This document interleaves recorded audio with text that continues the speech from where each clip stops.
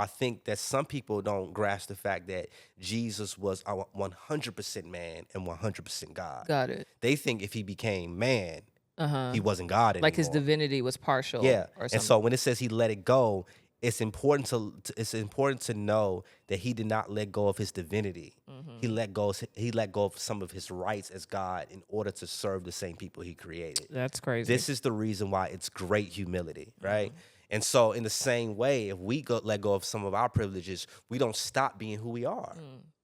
You're still Jackie Hill Perry, right?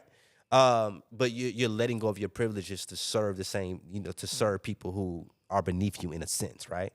And then it says, by being found in the form of a servant, by being born in the likeness of man in a human form, he humbled himself by becoming obedient to the point of death, even death of the cross. This is the thing that I think points to Jesus being God more than anything, right?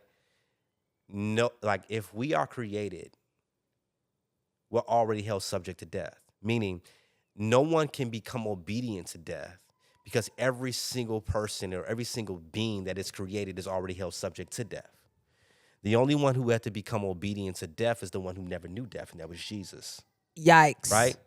And so Jesus had to humble himself to the point of death because he was always superior over death for all of eternity. Yeah. And so when we see this, we see that Jesus had to become obedient to the point of death because he was always superior over death for all of eternity. Like every created being can and will die one day. And so there's no need for somebody who was created to become obedient to death, right? Because they're already held subject to death.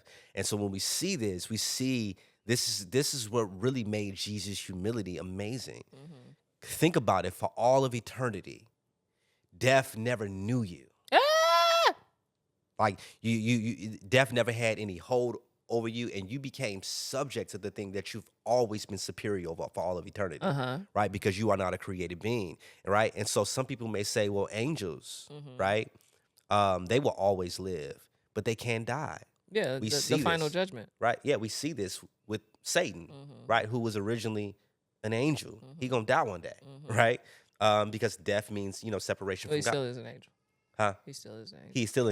He still is an angel, right?